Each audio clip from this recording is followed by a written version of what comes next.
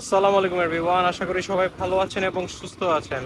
আজকে খুব মজার একটা ব্লগ হবে, কারণ আমি আমার বাসার যে বিড়ালটা আছে, আমরা যে বিড়ালটাকে পালি, তার নাম হচ্ছে বাবু। তার সাথে আপনাদের সবাইকে ইন্ট্রোডিউস করাই দিব বাবু, এবং তাকে নিয়ে আজকে আমরা ঘুরতে বের হইছি। সব সময় আমরা আসলে দুইজন মিলে বের হই ঘুরতে, তো আজকে ভাবলাম আমাদের বাবুকে একটু ঘুরাইতে নিয়ে যাই।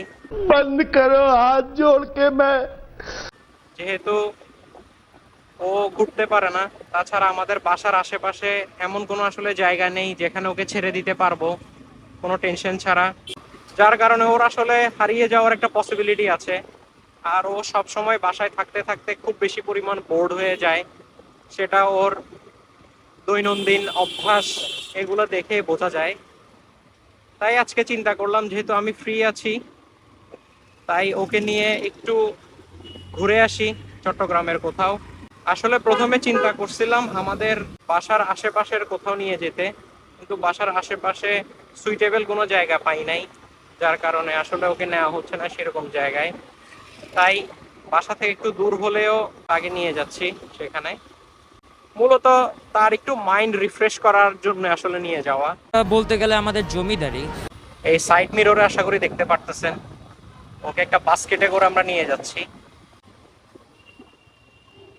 কিরে ভাই, তুমি কি বলদ নাকি? শোনা গো আমার আসলে এই ফার্স্ট টাইম বিড়ালকে এরকম বক্সে নিয়ে তারপরে বের হচ্ছি, যার কারণে একটু চালাতে একটু আনকমফোর্টেবল ফিল লাগতেছে।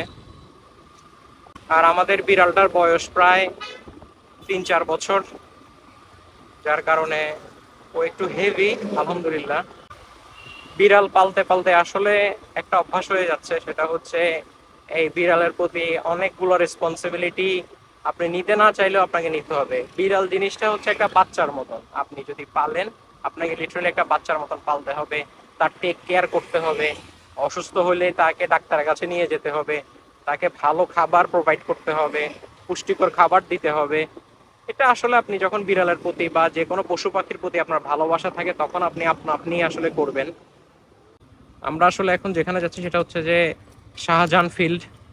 এইটা জায়গাটা অনেক বেশি ওপেন স্পেস, তাই ভাবলাম এখানে ওকে নিয়ে একটু হাঁটাচলা করি, ওকে একটু ঘুরাই এই জায়গাটা। এই যে চলে আসছি আমরা শাহজাহান ফিল্ড।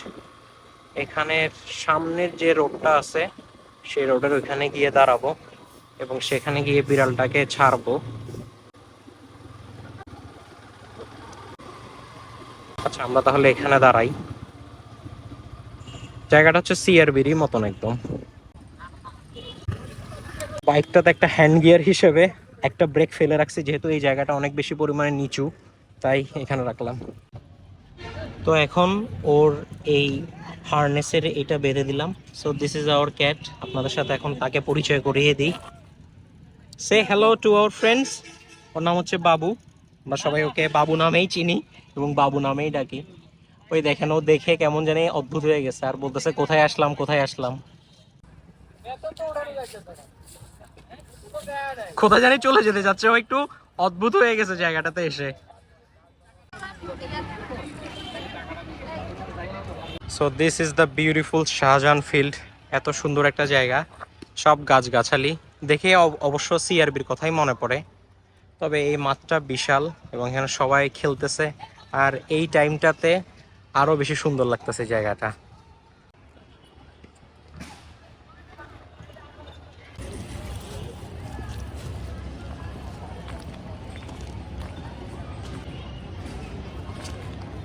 ব্যাপারটা হচ্ছে ওকে আসলে এভাবে করে কখনো কোনো জায়গায় ঘুরাইতে নিয়ে যাওয়া হয় নাই। আমরা যখন কোনো আত্মীয়ের বাসায় গিয়েছি বা কোনো ইনভিটেশনে গিয়েছি, সেখানে তাকে নিয়ে যাওয়া হয়েছে। তবে এভাবে করে এক্সট্রাভাবে এনে তাকে কোনো জায়গাটা ঘোরানো, এটা কখনোই হয় না। তো যার কারণে ওকে এখানে আনার পর থেকে ও আসলে খুব বেশি পরিমাণে ভয় পাচ্ছে, ইভেন আমাকেও ভয় পাচ্ছে এবং আমার ওয়াইফকেও সে ভয় পাচ্ছে। একদম এমন একটা ভান নিচ্ছে, লাগে আমাদেরকে সে চিনে না। আর এই জায়গাটা নিয়ে তার আসলে খাপ খাওয়াই তার একটু সময় লাগতেছে। ও যেতে যেতে একদম এই সিঁড়িগুলো উঠতে উঠতে সে এখানে চলে আসছে। ও একটু অ্যাডভেঞ্চারিয়াস ক্যাট টাইপের বিহেভ করতেছে আজকে। কিরে, কি অবস্থা? তুমি কি আমাকে ভয় পাচ্ছ? আরো উপরে নিয়ে যাচ্ছে তোমাকে। ওই যে সে ওখানে চলে গেছে। ক্যাটসরা আসলে অ্যাক্টিভিটি অনেক পছন্দ করে, এরকম সিঁড়ি বা যে কোনো মই পেলেও তারা সেখানে উঠে যেতে চেষ্টা করে। ওকে কষ্ট করে নামিয়ে ফেলতে হচ্ছে এখন, ও তাও নামতে যাচ্ছে না, উপরেই থাকবে। তো এখানে আসলে অনেকক্ষণ ওকে নিয়েছিলাম, এখন চিন্তা করতেছে এখান থেকে আরেকটা জায়গায় নিয়ে যাব, সেখানে একটু বেশি পরিমাণে ঘাস টাস আছে, কিন্তু এই জায়গাটা একটু ডার্টি, তাই আমার ওয়াইফ আসলে পছন্দ করতেছে না এখানে বেশিক্ষণ রাখি।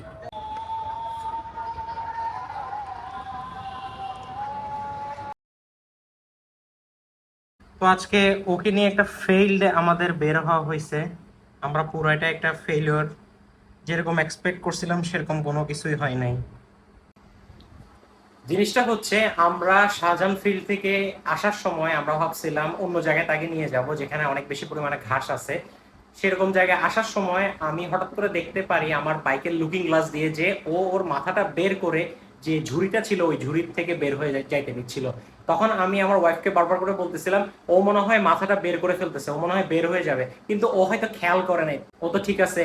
পরে তারপর ওকে বললাম না ও ঠিক নাই, ও মাথাটা বের করে ফেলতেছে। এটা বলতে না বলতেই হঠাৎ করেই তারপরে দেখতে পেলো বাইক চলা অবস্থায় সে বাইক থেকে জাম্প করতে নিছিল। তারপরে আমরা ওই ঝুড়ির লক দুইটা ভালো করে আটকিয়ে আবার যখন বাইকে উঠতেই নেই তখনই সে লাফ দিয়ে সে ঝুড়ি থেকে বের হয়ে রাস্তার মধ্যে চলে যায়। এবং আল্লাহ বাঁচাইছে ওই পাশটার মধ্যে তেমন কোনো গাড়ি ছিল না, ওই পাশের মধ্যে একটা ফুট ওভার ছিল, সেটার উপরে সে উঠে গেছিল। এই পাশে যদি হইতো তাহলে তো আল্লাহ মাফ করুক একটা খারাপ কিছু হয়ে যেতে পারতো। তারপরে তাকে অনেক কষ্ট করে আমার বাইকের একটা রোপ ছিল, ওই রোপটা দিয়ে তাকে ভালো মতো করে বেঁধে, অর্থাৎ তার ঝুড়িটাকে ভালো মতো করে বেঁধে তারপরে খুব কষ্টে তাকে এখন বাসায় নিয়ে আসছি। আজকের পুরো বিকালটা সে আমাদেরকে একদম নষ্ট করে দিছে। ব্লগটা আসলে এতটুকুই, আমাদের পুরো বিকালটা একদম নষ্ট হয়ে গেছে। তাকে নিয়ে যেরকম এক্সপেকটেশন ছিল সেরকম কোনো কিছুই হয় নাই। আর এইটা থেকে আমি যে জিনিসটা বুঝতে পারছি সেটা হচ্ছে আমরা যে ক্যারিয়ারে তাকে নিয়ে গেছিলাম ওই ক্যারিয়ারটা আসলে তার জন্য সুইটেবল না। সে যে কোনো সময় ওই ক্যারিয়ার থেকে বের হয়ে যেতে পারবে, আর সে যেহেতু একটা অ্যাডাল্ট ক্যাট তাই তার শরীরে আসলে আলহামদুলিল্লাহ অনেক শক্তি আছে, এবং সে ওই লকটা ভেঙে অর্থাৎ ওই লকটা খুলে সে কোনো না কোনোভাবে বের হয়ে যেতে পারবে, যেটা খুবই রিস্কি বাইকের জন্য। তাই চিন্তা করতেছি তাকে ক্যারিয়ার হিসেবে একটা ব্যাগ নিব, ট্রান্সপারেন্ট ব্যাগগুলো, যেটার ভেতরে তাকে রেখে তাকে এদিক সেদিক নিয়ে যাওয়া যায়। এখন আসলে যেহেতু বিড়ালটা পালতেছি তাই ওকে সারাক্ষণ বাসায় রাখাও আসলে একটা ভালো জিনিস না, কারণ এটাতে তার মেন্টালি যে একটা স্টেবিলিটি আছে সেটার উপর এফেক্ট পড়ে, সেটা আমরা বুঝতে পারি। তখন সে তার খাবার কমিয়ে দেয়, অ্যাক্টিভিটিসগুলো কমিয়ে দেয়, একা একা থাকে। তাই চিন্তা করলাম একটা ট্রান্সপারেন্ট ব্যাগ কিনে নিব এবং সেটার মধ্যেই তাকে নিয়ে আমরা বিভিন্ন জায়গায় ঘুরতে যাব।